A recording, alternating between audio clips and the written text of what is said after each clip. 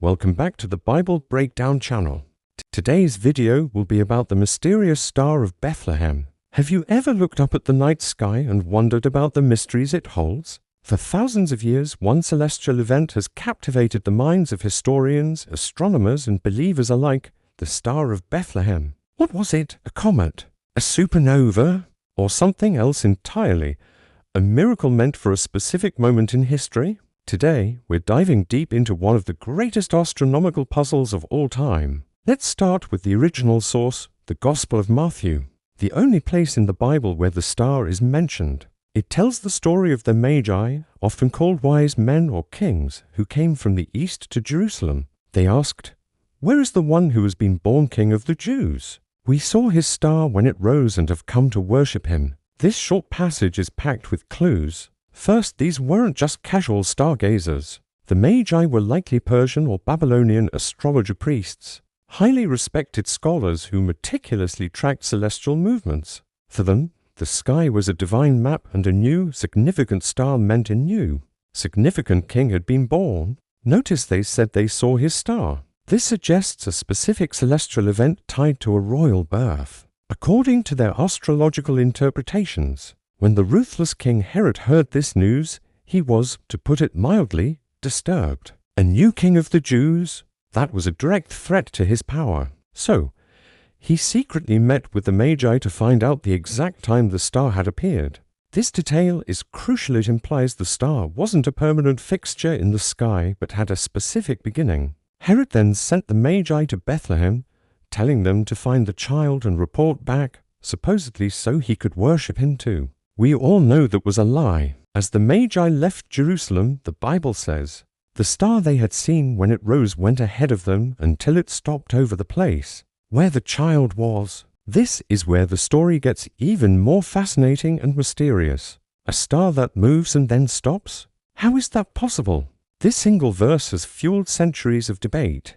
No ordinary star, planet, or comet behaves this way. It guides them on a specific journey south from Jerusalem to Bethlehem, and then pinpoints a single house. This behavior challenges any simple astronomical explanation. It's what makes the Star of Bethlehem so unique. Upon finding Jesus, the Magi were overjoyed. They bowed down, worshipped him, and presented their famous gifts: gold, frankincense, and myrrh. These weren't random presents. Gold was a gift for a king.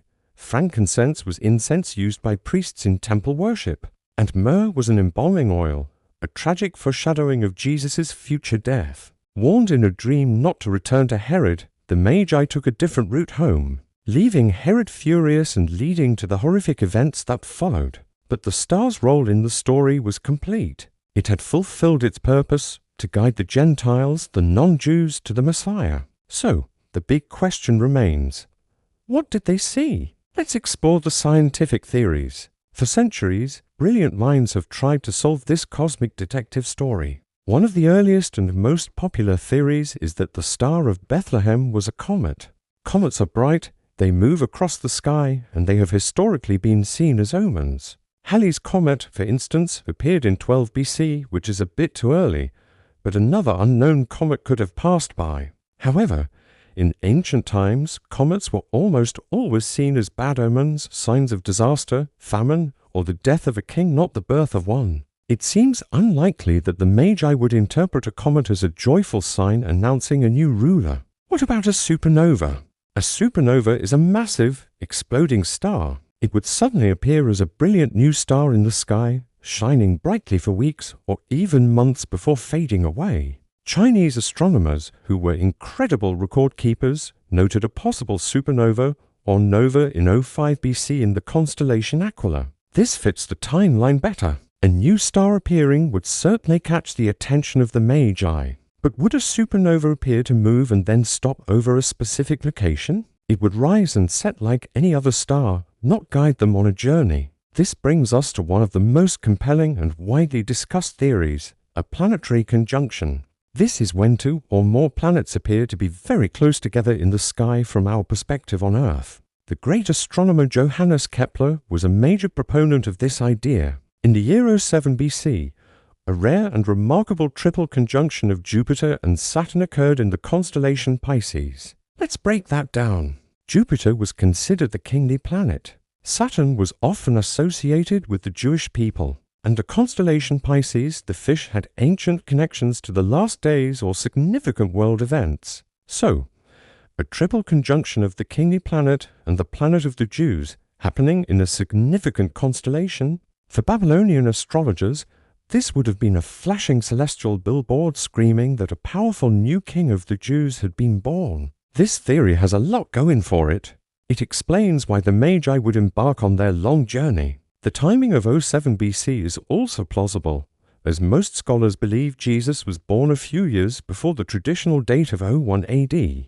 But what about the star moving and stopping? Here's a possible explanation. The Magi see the conjunction rise in the east, which prompts their journey. After they meet with Herod in Jerusalem and travel south to Bethlehem, a journey of only about 6 miles, Jupiter might have been visible in the southern sky, due to a phenomenon called retrograde motion, where a planet appears to temporarily reverse its direction in the sky from our viewpoint. Jupiter could have appeared to slow down and stop its westward movement before resuming its course.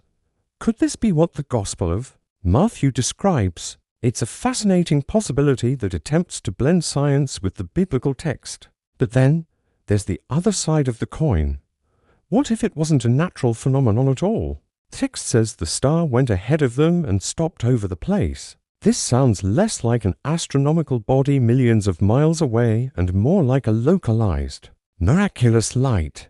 Many believers interpret the Star of Bethlehem as a unique, supernatural event created by God for a specific purpose. Just like the pillar of fire that guided the Israelites in the desert, this could have been a divine light, an angel, or a manifestation of God's glory, something outside the laws of physics as we know them. This interpretation respects the text's description of the star's unusual behavior, a light that can lead people on a specific path and hover over a single house. Doesn't fit the profile of any known celestial object. For those who believe in the miracles of the Bible, this is the most straightforward explanation.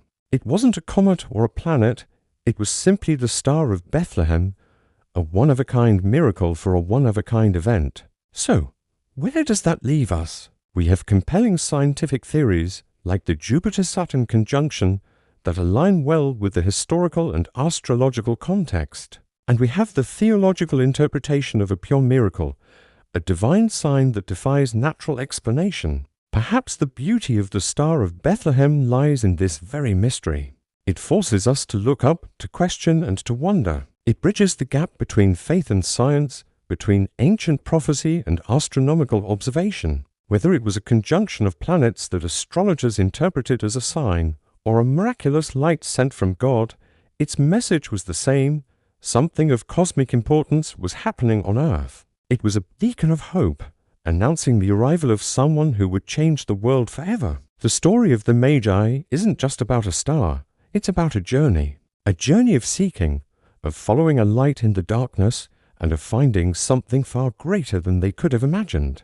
They were the first to seek Jesus, and their story reminds us that sometimes the greatest discoveries are made when we have the courage to follow the signs the universe gives us. What do you think the Star of Bethlehem was? A planetary conjunction, a supernova, a comet, or a divine miracle? Let me know your thoughts in the comments below. It's a mystery that has puzzled humanity for millennia, and the conversation is far from over. Thanks so much for joining me on this cosmic journey today. If you enjoyed this exploration into one of history's greatest mysteries, please hit that like button and subscribe for more deep dives into fascinating topics. See you in the next video.